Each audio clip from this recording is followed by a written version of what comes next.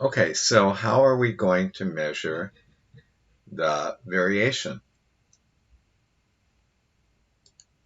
in the data sets? How are we going to measure the variation in A and B so that we can say that A has more variation than B?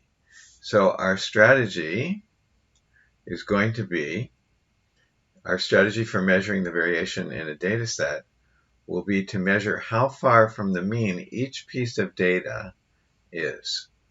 So we know that the mean for A and B are both 50. So we can say how far is this piece of data from 50? And the distance is 50, right? How far is this piece of data from 50? The distance is also 50.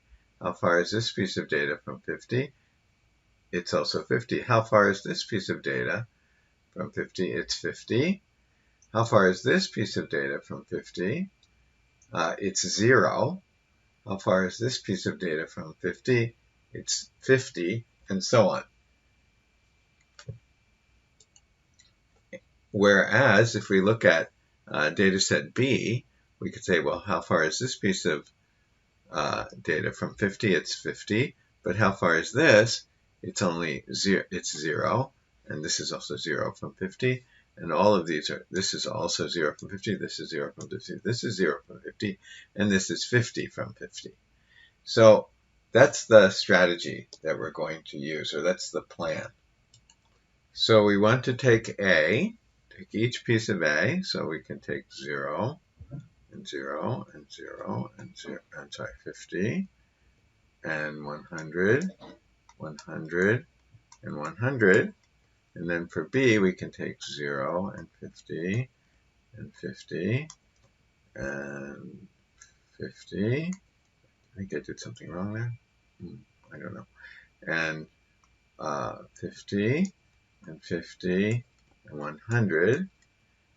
And then we just want to say how far is, well, we know that the mean for this one is 50. We also know that the mean for B is also 50, so we can use 50 for both. So we say xi minus the 50. Xi, the first xi is 0. 0 minus 50 equals minus 50. And the next one is 0 minus 50. It's also minus 50. And we're going to get minus 50 here. Then we're going to get 0. Then we're going to get 50 because it's not minus anymore. It's 100 minus 50. We get 50, 50, 50. So these are the how far each piece, I'm sorry, this, this, this, this, this, this, and this are how far each piece is from 0. So, and over here, we can do the same thing.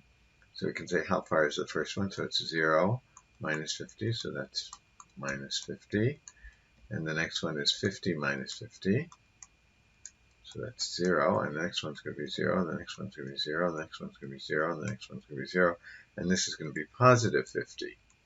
So these are the how far each of these is from 0. And these are how far each of these is from 0. And usually they use the word, the deviation, means the distance, the deviation from the mean. It just means how far is it from the mean. So these are the deviations from the mean for B, and these are the deviations from the mean for A. And just looking at this list, minus 50, minus 50, minus 50, 0, and looking at this list, minus 50, 0, 0, 0, 0, we see that the deviations from the mean here are much bigger than the deviations from the mean here. And that's what we wanted to say. We wanted to say up here that the deviations for A, or the spread for A, is bigger than the spread for B. And we're getting that here when we look at the deviations from the mean. Now, we don't really though. Okay, so that would be good enough. We could just stop here and say, okay, now we can say that the deviation from the mean for A is bigger than the deviation from the mean for B. And that could be our justification for saying that A is more spread out than B. But we'd like to get a single number, not a long list of numbers. Okay, we'd like to say, oh, the deviation for A, let me just call it deviation for A is equal to something, like maybe it's equal to 30, or just some number, and then the deviation for B is equal to some number, maybe it's only 5, and therefore this one is bigger than this one, therefore it's A has more deviation than B. So I don't want a list, I want a number. So how can we get a number out of this list? How can we get a number out of this list?